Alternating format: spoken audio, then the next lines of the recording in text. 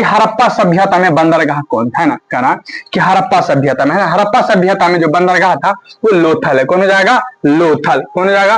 लोथल। हड़प्पा सभ्यता में बंदरगाह कौन था? लोथल। फिर अगला हो जाएगा कि सिंधु घाटी सभ्यता में विशाल स्नान नगर, है ना, विशाल स्नान नगर के अवशेष कहां से प्राप्त हुए? तो हम कह सकते हैं मोहनजोदड़ो से। कहां से प्राप्त हुआ? मोहनजोदड़ो से। फिर अगला हो जाएगा हड़प्पा किस युग की सभ्यता है? हड़प्पा किस युग की सभ्यता है?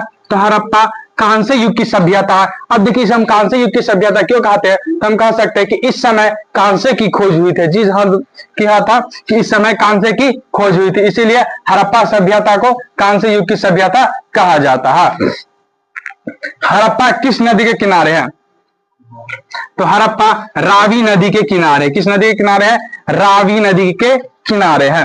फिर राखल दास बनर्जी को मोहनजोदड़ो के अवशेष किस वर्ष मिले? तो हम कह सकते हैं कि राखल दास बनर्जी को जो है ना 1922 में मोहनजोदड़ो के अवशेष प्राप्त हुए। या ऐसे ही प्रश्न हो सकता है ना कि मोहनजोदड़ो की उत्खनन किसने किया? तो हम कह सकते हैं राखल दास बनर्जी। राखल दास बनर्जी या मोहनजोदड़ो का उत्खनन राखल दास बनर्जी ने कब किया? तो 1922 में। जैसे हो जाएगा कि हड़प्पा सभ्यता, है ना, हड़प्पा सभ्यता है, बताया कि रावी नदी के किनारे है। हड़प्पा सभ्यता का उत्खनन कब हुआ? तो हम कह सकते हैं 1921 में। 1921 में किसने किया? तो हम कह सकते हैं कि दयाराम साहनी।